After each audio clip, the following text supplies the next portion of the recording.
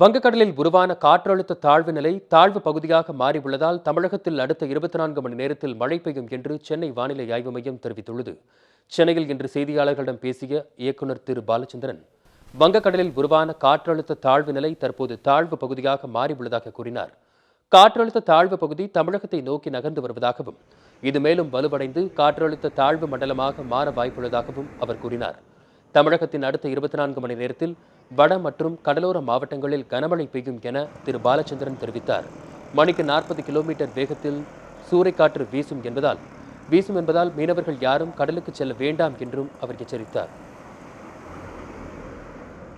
நேற்று தென்கிழக்கு வங்கக்கடலில் நிலை கொண்டிருந்த குறைந்த காற்றழுத்த தாழ்வு நிலை மேற்கு நோக்கி நகர்ந்து இன்று காலை 8:30 மணி அளவில் தென்மேற்கு வங்கக்கடல் மற்றும் அதை ஒட்டியுள்ள பகுதியில் குறைந்த காற்றழுத்த தாழ்வு பகுதியாக நிலை கொண்டுள்ளது. இதன் காரணமாக கடந்த 24 மணி நேரத்தில் தமிழகத்தில் அநேக இடங்களில் மழை பெய்துள்ளது. அதிகபட்சமாக ஒட்டப்பிடாரம், ஸ்ரீவைகுண்டத்தில் 7 சென்டிமீட்டர் மழை பெய்துள்ளது.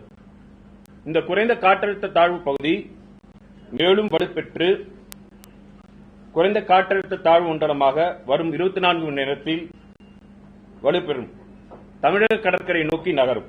இதன் காரணமாக வரும் 2-3 தினங்களில் வடகிழக்கு பருவமழை மேலும் தீவிரமடையும். வரும் 24 மணி நேரத்தில் தமிழகத்தின் கடலோர பகுதிகளில் அநேக இடங்களிலும் உட்புற மாவட்டங்களில் ஒரு சில இடங்களிலும் மழை கூடும். ஓரிரு இடங்களில் கனமழையும் இருக்கக்கூடும்.